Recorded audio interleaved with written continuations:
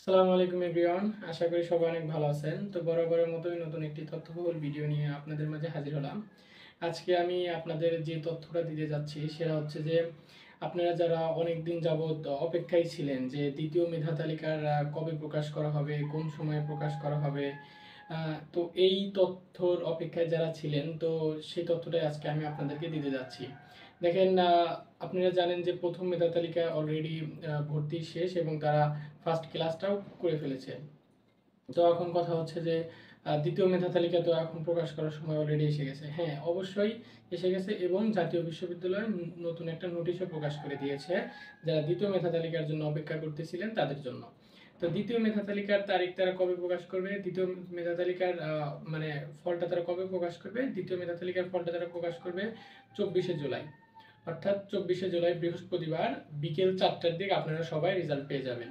তো এইখানে আবার অনেকে ভুল করবেন যে বারবার শুধু হচ্ছে যে আপনি ওই অ্যাডমিশন এনইউর যে হচ্ছে যে জাতীয় বিশ্ববিদ্যালয়ের যে অ্যাডমিশন ওয়েবসাইটটা আছে ওইখানে যা আপনারা লগ ইন করবেন, অনেকে আছে রেজাল্ট দেখতে পারবেন না, কারণ জাতীয় বিশ্ববিদ্যালয় এমনিতেই তাদের কার্যক্রমটা অনেক লেজি। তো ওইখানে তারা ওই দিন তো সার্ভার একদম ডাউন থাকবে। তো আপনারা কি করতে পারেন, আপনারা এসএমএস এর মাধ্যমে কিন্তু রেজাল্টটা দেখতে পারেন। এসএমএস এর মাধ্যমে রেজাল্ট আপনারা খুব দ্রুত পেয়ে যাবেন।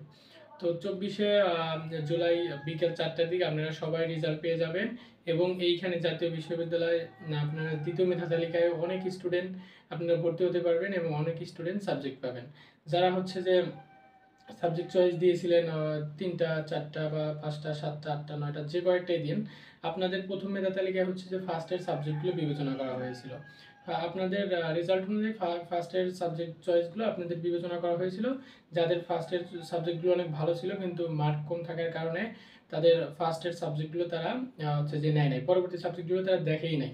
তো যারা 5টা 7টা হচ্ছে সাবজেক্ট চয়েস দিয়েছেন, এখন দ্বিতীয় মেধা তালিকায় হচ্ছে যে এই সমস্ত সাবজেক্টগুলো দেখবে তারা এবং এই সমস্ত সাবজেক্টের যে ডিপার্টমেন্টের হেড আছে তাদের কাছে আপনাদের আপনার মার্ক সহ আপনাদের রোল রেজিস্ট্রেশন চলে যাবে এবং তারা বিবেচনা করে আপনাদের লাস্টের যে সাবজেক্টগুলো, ফার্স্টের সাবজেক্টটা আপনাদের আর আসবে না এবং লাস্টের যে কয়েকটা সাবজেক্ট আছে 2-3টা, তো সেইখান থেকে আপনাদেরকে বিবেচনা করা হবে।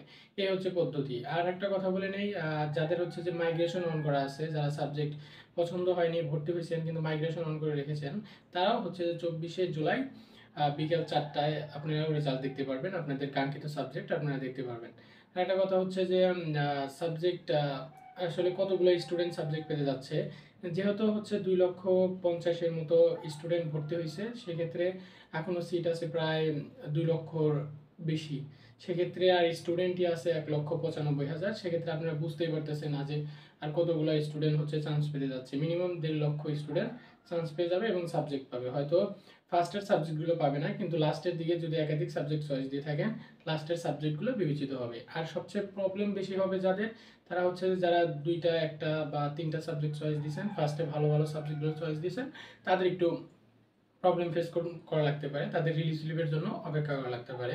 কারণ তাদের ফার্স্ট সাবজেক্টগুলো তারা বিবেচনায় রেখেছে কিন্তু হয়তো আপনার ফার্স্ট সাবজেক্ট চয়েসগুলো অনেক ভালো ছিল, যার কারণে আপনার আসেনি এবং দ্বিতীয় মেধা তালিকায় আসার সম্ভাবনা খুবই কম। দ্বিতীয় মেধা তালিকায় সাবজেক্ট আসার সম্ভাবনা সবচেয়ে বেশি হচ্ছে যে যারা একাধিক সাবজেক্ট চয়েস দিয়েছেন তাদের হচ্ছে যে সবচেয়ে বেশি সাবজেক্ট আসার সম্ভাবনা। তো এই ছিল আজকের ভিডিও। যদি ভিডিও থেকে উপকার পেয়ে থাকেন অবশ্যই চ্যানেলটাকে সাবস্ক্রাইব করে দেবেন। ধন্যবাদ সবাইকে। আসসালামু আলাইকুম।